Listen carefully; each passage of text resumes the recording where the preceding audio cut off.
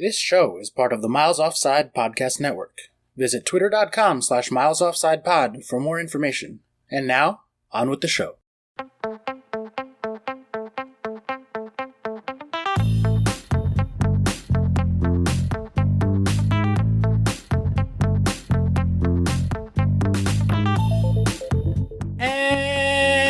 Welcome to another episode of the Miles Offside Podcast, where we talk a little bit of football and a whole lot of nothing. My name is Oscar Puente, also known as Footy From Afar, and with me as always is my co-host Chuck Bailey, and also, as sometimes usually, super producer Ian Stimson. Hi, boys! Wow, you really took it to heart when I said I wanted this to be a quick one, didn't you?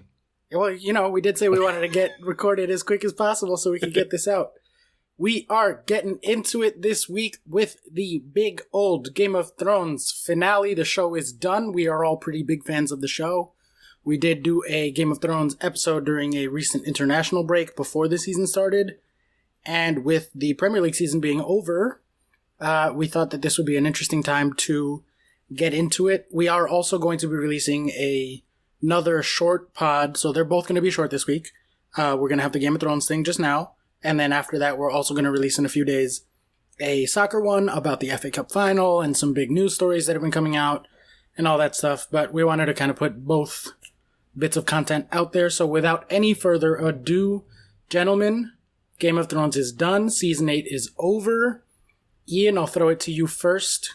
What is your impression? How are you feeling 2 days after the end of the show?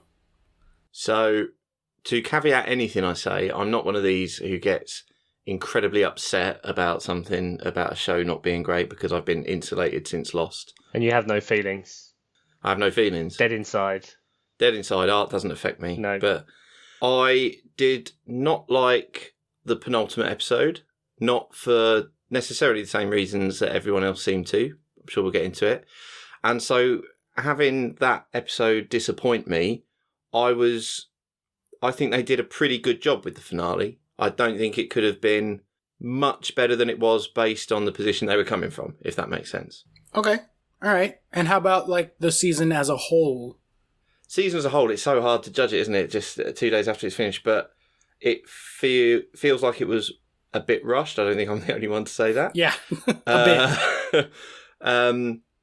Because I think there are certain things that they seem to wallow in previous seasons and waste a lot of time, and then they're really sort of motored through this one. I think when all is said and done, it'll sort of rank, I don't know, midway maybe in the seasons.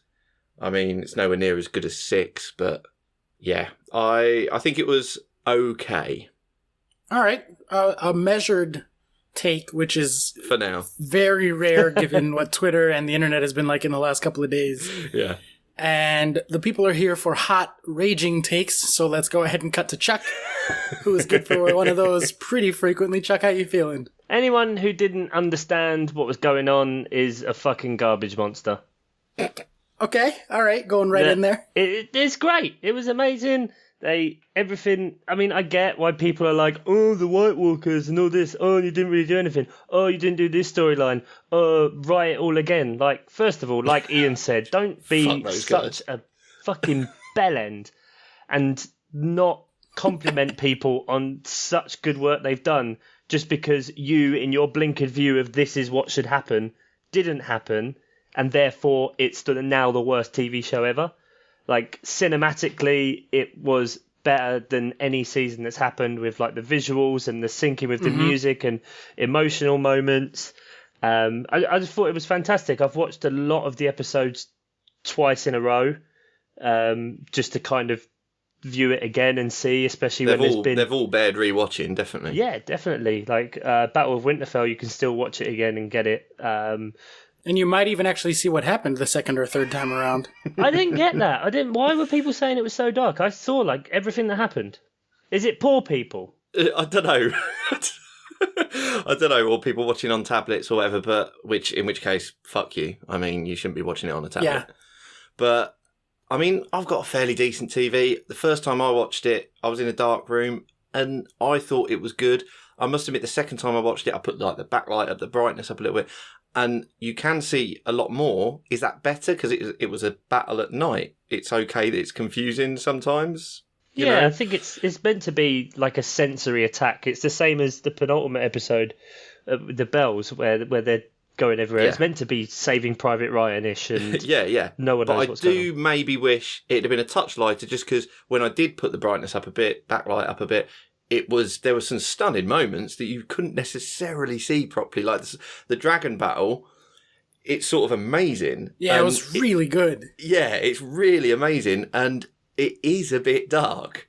Yeah. And so it's sort of it's a bit of a shame, because I think maybe some of the spectacle was taken away. I mean, you have then obviously for the bells, it's all in daylight. None of the spectacle is taken away. It looked incredible.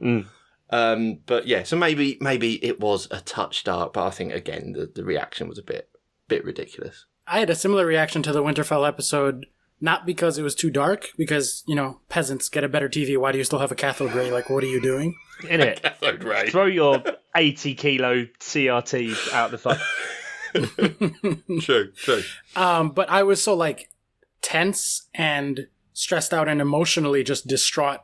It was nervy. Yeah, exactly. Yeah, that I didn't perceive a lot of the dragon stuff the first time around. And then going back the second time, I was like, oh, fuck, that was really cool. Yeah. How with the fog and everything, and realising that they've totally lost perspective of geography and everything was really well done. Yeah, absolutely. And I'm with Chuck. I actually think that from a production standpoint, this was the best season. It was the best visuals. It was the best music and the score. The use of silence at different times, especially in the finale episode last night. Like the first 15 minutes were pretty much dead quiet. Mm-hmm. Which was really, really, really a cool choice, and just really. I don't think I expressly noticed that. I'll have to. Yeah, there was almost no like you could hear Tyrion, touching the rocks, and then that was basically the only sound for the whole first part of it. Right. Okay. Stunning, and the acting also. I want to say this acting this season I think was probably the best that the show's ever done acting wise. So I really liked it for all of those reasons. And I would probably put it where you put it, Ian, somewhere in the middle. Probably above 7 and above 5, but not quite up to the levels of 2, 3, 4, or certainly not 6. Yeah. But that being said, as an ending to the show, I have significantly more problems. And it's really interesting because I went back and I listened to our Game of Thrones episode on the way home from work today. Yes, just knowing just to kind of see where we were at and see how we can bookend that. Yeah. And one of the points that we were making was that what we like about this show is that they don't give a fuck about what you've invested and what your expectations are. They're like, no, fuck you. This is what we're doing. And sometimes that's going to be upsetting to you. And sometimes that's a smack in the face and surprising. And we aggressively praised that in the lead up to this season. And then as that continued to happen over the course of this season, certainly most of the internet was on fire, but I too was I was confused and conflicted about a lot of things. I liked what they did with most of the characters, with the exception of 2 really, really, really big things, which is Jon and how his whole storyline kind of was a damp squib at the end, and then Bran coming out of nowhere. It didn't come out of nowhere. Ian told us on our Game of Thrones pod that it was going to happen. Boy, did we dismiss that. I only predict based on betting odds over there. Yeah, I think I fucked up there, really. When I saw those betting odds, I should have realised that they obviously knew something. Really did fuck up there. Especially when it's something like that, because it's set. It's not like a football league where there's 38 games, etc., and it can go everywhere. If it's written and filmed, someone knows what happens. It's like people that bet on wrestling. It's just dumb. Yeah, that's my bad. Sorry about that. But yeah, as a little reminder, then this is our reaction when I said that Bran was with the bookies more than 50% to be ruling Westeros at the end. More than 50%. Fuck me. But 50% to be ruling at the end is Bran. What? Get out of here. Fuck out of here with that. He wouldn't rule. No, not watching 0%. He can't even walk. He has Zero fucking He has no interest in ruling. I am mad at whoever made these. That's such a dumb fucking answer. That's so stupid. It would never happen. I mean, could it happen in some form or other? Because there's No.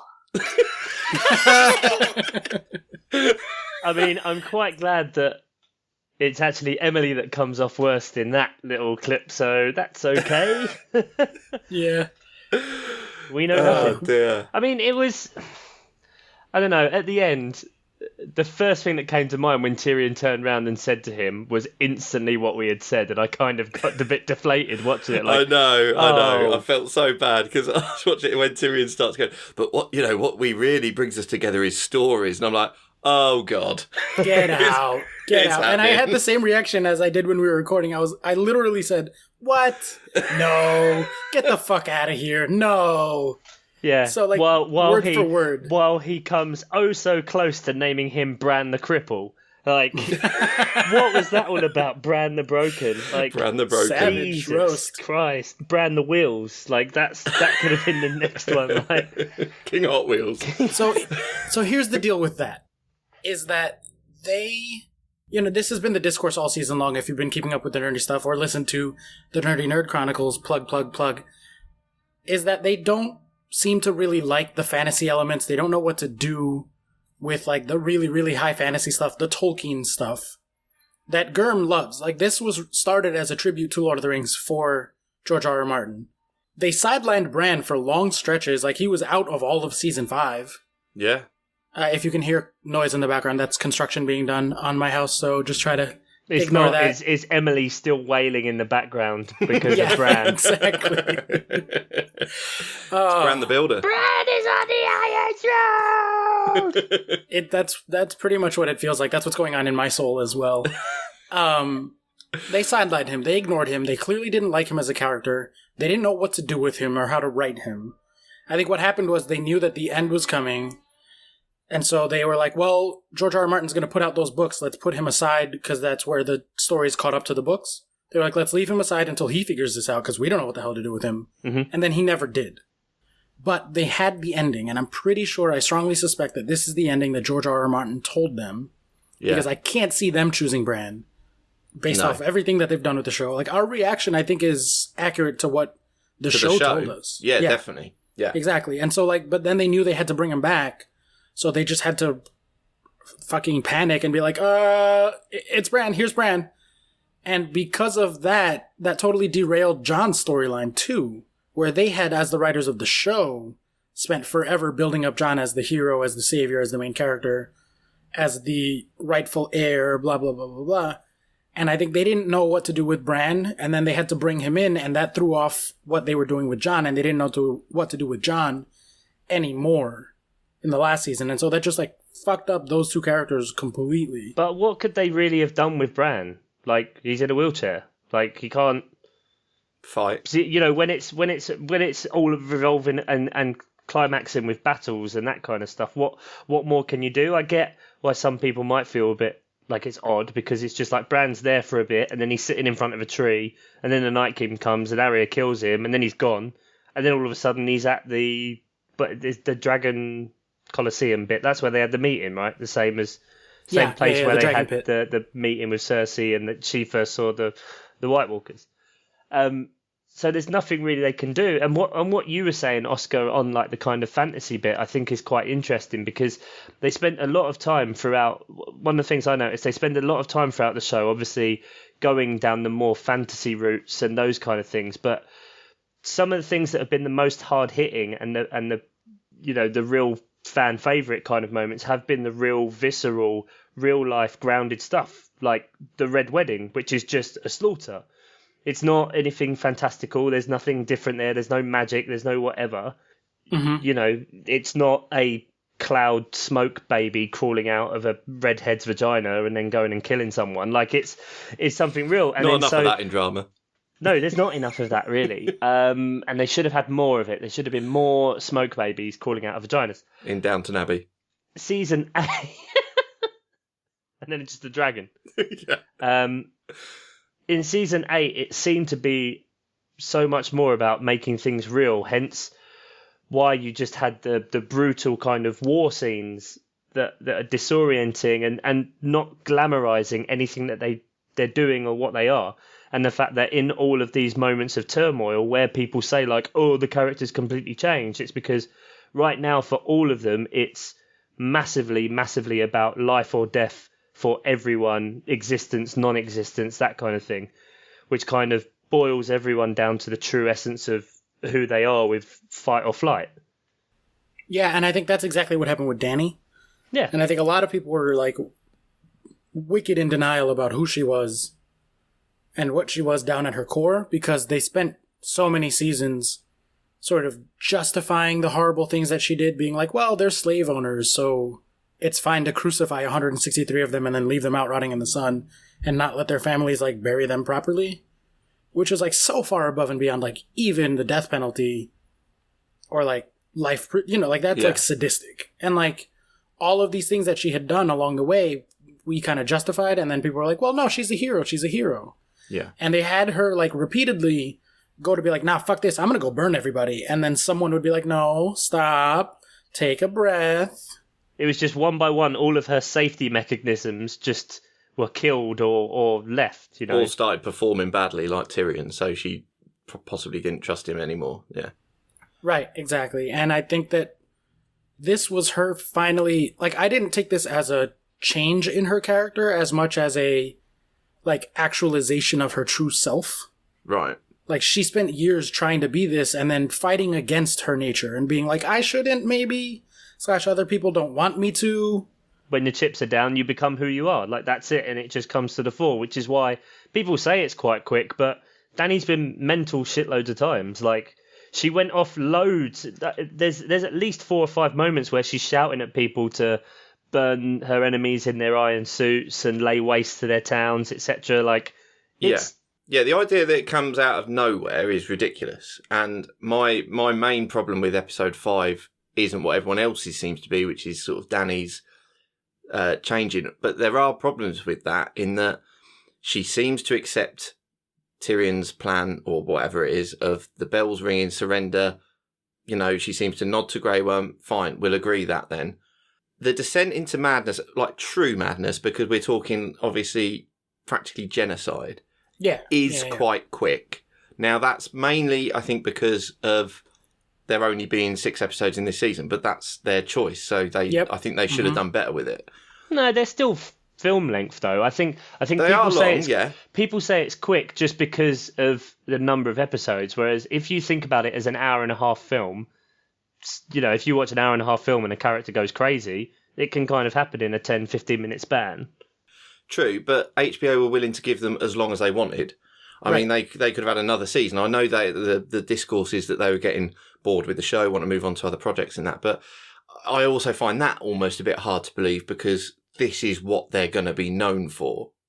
So I can't believe they just suddenly got bored of it and said, whatever. They're probably fed up with not having the source material given. Well, that they signed up for an adaptation, which they're not doing. So, that's going to be annoying. You sign up for the adaptation, you say you're going to get X amount of books and make a thing, and then the guy doesn't write it for years.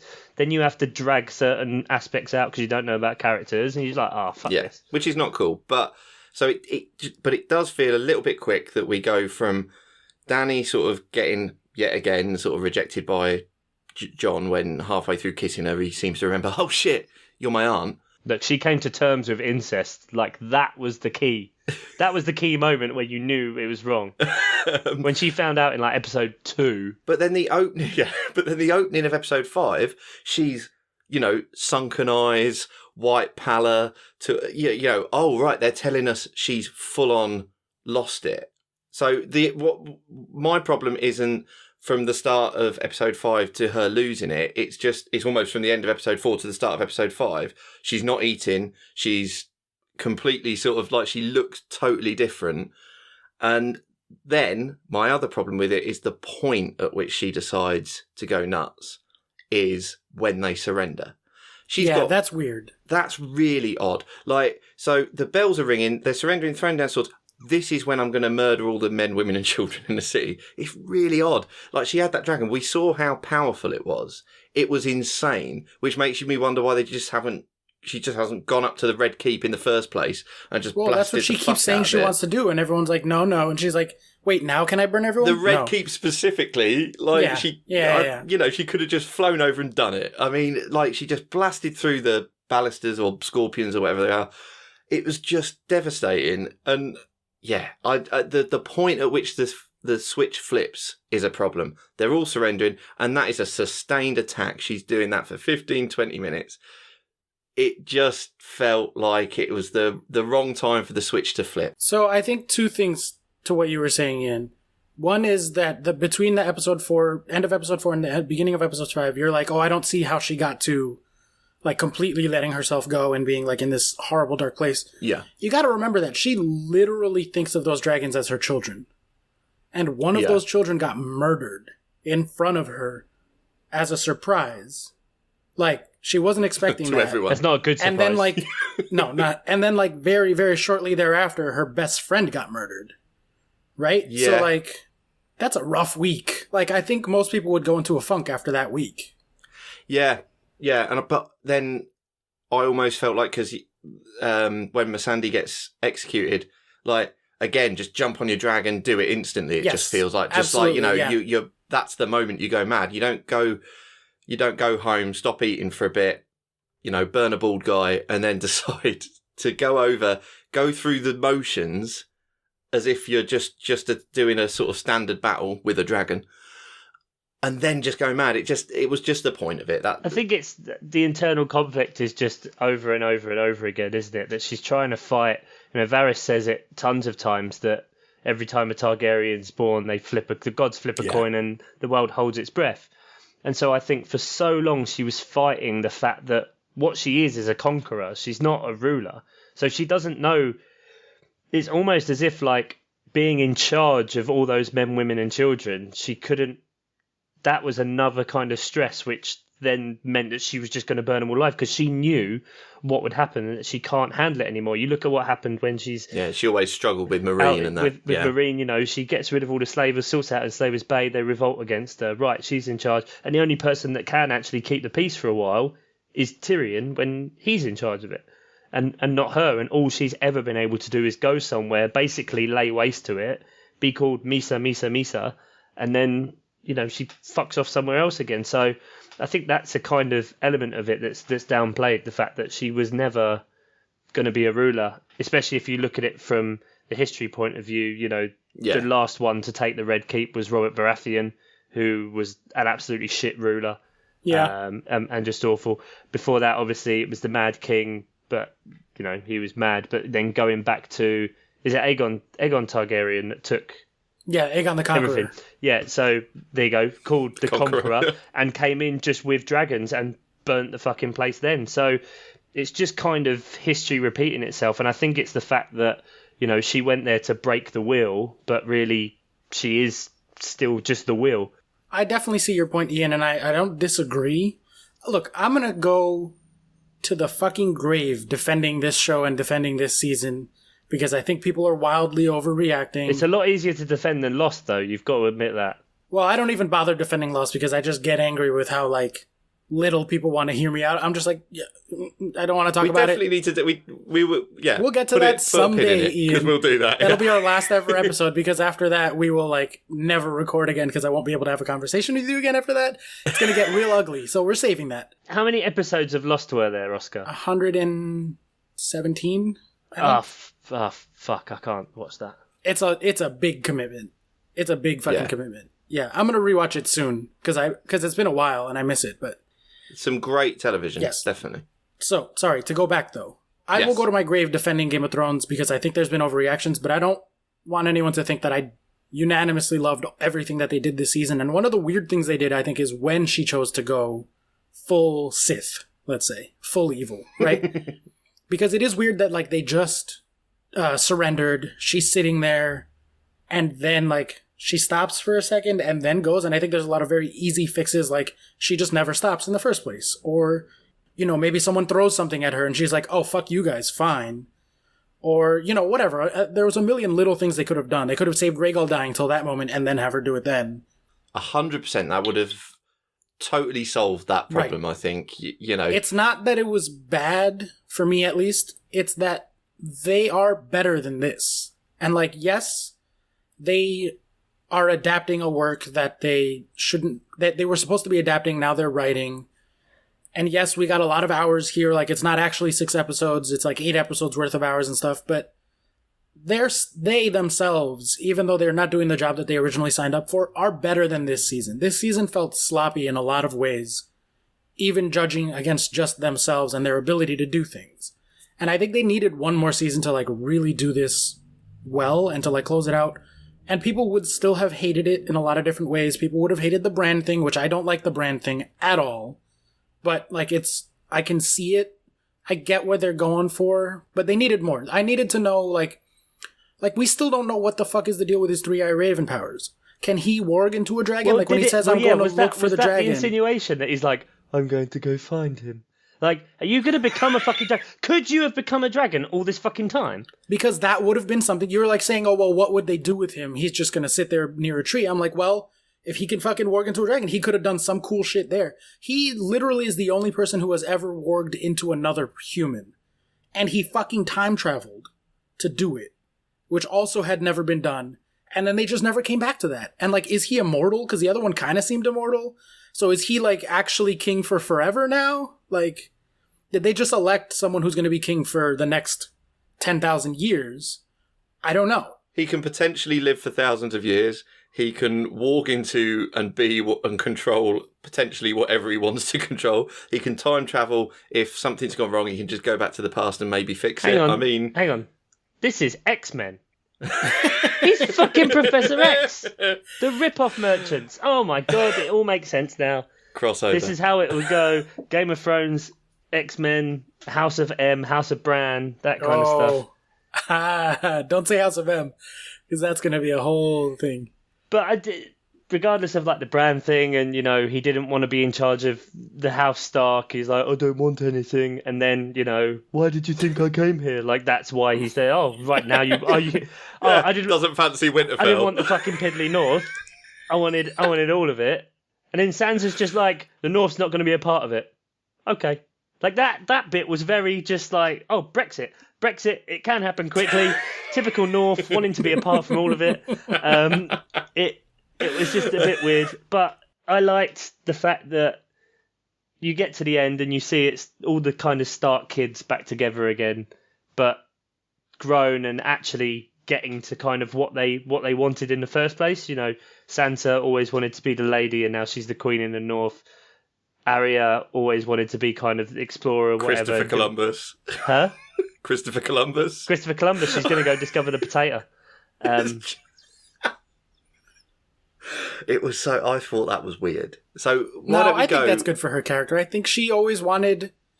The thing that she wanted more than anything was to do whatever the fuck she wanted to, on a whim. She just wanted to be free to make choices, and like you got to remember, she was like fucking 12, and was like, yeah, fuck it, I'm gonna get on a boat and go to a completely different continent and see what the hell's up over there. Like that's an adventurer's spirit from when she was a very, very young age. She was like, nah, I'm not trying to be in a castle. I'm not trying to learn how to sew. I'm trying to be out in the woods and figure some shit out. Like, she's Bear Grylls, basically. She learned how to be a faceless man and then went, fuck you, I'm keeping my name. And then just, like, bowled out. Yeah, she just is like, whatever you want from me, I don't care. I'm doing what I want. And now she's like, I'm going west. Fuck you guys. Do I need a reason? No, it's what I want to do. That's very Arya Stark. Just get Bran to have a look at what's over there. See, that's the thing. We don't know about his fucking powers, because maybe he can only see things where there are weirwood trees. Like, and I don't want to go full nerd. That's like, if you want that, I have a whole separate podcast for that. We get into every little super nerdy detail, right? I'm not going to do that here, but there are a lot of different questions about his powers, and maybe he could go west and see what's going on. Maybe he can't. We don't know how they fucking work. But, I don't know. I like the Arya thing. Okay, so why don't we sort of briefly go, I mean, we covered Dany, but why don't we just briefly go character by character? Because my problem with Arya wasn't just the sort of last shot of her going off in a boat. I didn't like particularly the sudden in the map room, the Hound just goes, oh no, you don't want this, off you pop. And I think, I know that then led to Clegane Bowl, and sorry I didn't do the air horns, but, which was visually fantastic. It was like a video game. It was like Street Fighter. Yeah, it really was. It was great. But I just feel like that, I don't think it needed to be like that. I don't think Arya needed to not complete her list to be hell-bent on revenge. Like, I feel like you could have had Cersei holed up in a room somewhere with the Mountain, the Hound and Arya sort of go in, the Hound and Mountain have their fight, the Hound's mortally wounded, but ultimately manages to kill the Mountain. Obviously not out panned out because he was indestructible, which I found sort of annoying, but was sort of quite funny as well. Fucking die! Why won't you die? That was It was like fantastic. Austin I loved Powers, you know. But like, I feel like there was, and then Arya kills Cersei, and that gives her peace. She's happy. Did you not like then Cersei and Jaime dying together in that sort of moment? Because I found that to be a very moving moment, a beautiful moment. Surprisingly good writing that they were able to get me to give a shit at all about Cersei. True. You're right there that unbelievably after what Cersei's done, you still, like, because she's going, I don't want my baby to die, and it is a good moment, and they've loved each other for seasons, you know, for years, ever since the womb. We get that. But so the Jaime Brienne stuff feels like fan service of the worst kind, where you go, we're going to give you this bit, and then in the same episode we're going to take it away, even though it doesn't make a lot of sense, because Jaime always presumably knew what he felt about Cersei, and that if they beat the dead, then he was going to go back. I think it was a very weird thing to do. If they always want him to go back to Cersei, I just don't know why you have to do the Brienne thing. I think it's just him fighting his character, and it's a lot of the stuff we've spoken about is people fighting against their true calling or true nature or what have you. And with Jaime, I just think it was for so long he's like, no, he shouldn't be doing this. But ultimately, again, like you said in previous seasons, that he would literally kill everyone in the world until it was just him and her. So It does kind of make sense that at the end, for those two, it was just the two of them. And I think, again, I just think they could have done it better. So like you say, you're right. He's a horrible figure for the first couple of seasons. Then he sort of starts to redeem himself, but then it just goes off a cliff in that last sort of... I took it this way. If anyone's been through like a particularly toxic breakup or an on-again, off-again relationship, which is really what they were, to the extreme, there is a moment where you just broke up with someone, it's been a couple of weeks, you go out, maybe you have a good date, and you're like, wait a minute, this is actually kind of a good thing. Now I'm freaking out. I need to go back. Because like, this could actually mean that it's actually over, and I don't know if I'm actually ready for that.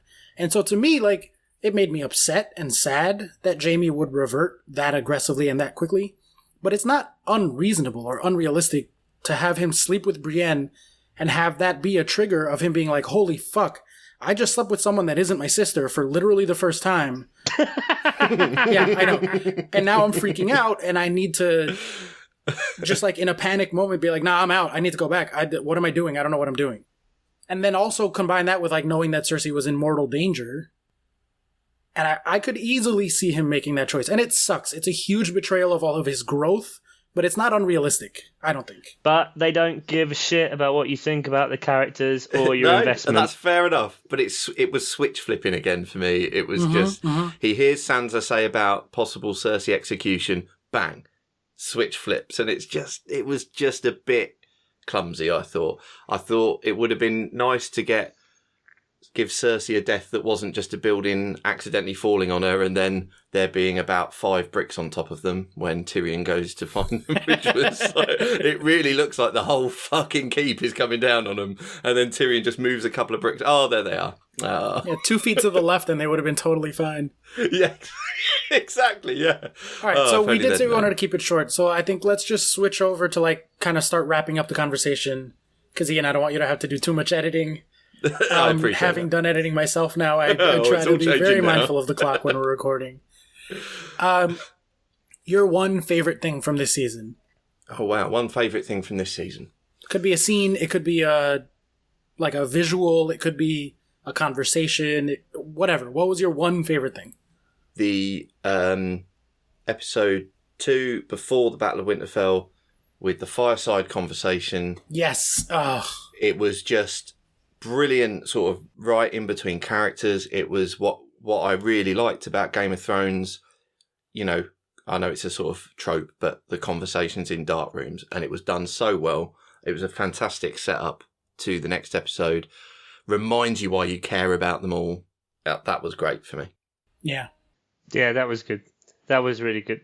For me, I think it's probably in episode 5, when obviously everything is just getting burnt to buggery and you're on the ground with it, and there's so many visceral things and what's going on. But I just think that whole 5-10 minute sequence where it's just Arya running between and seeing all of these like atrocious things happening and just trying to get away. And they did that as a single camera shot originally. Yeah, they did, and then they decided it was too long, so they spliced it in with the Hound and Clegane and stuff. But yeah, they filmed that in one take. Yeah, and it shows, and I love stuff like that because it shows the craft element.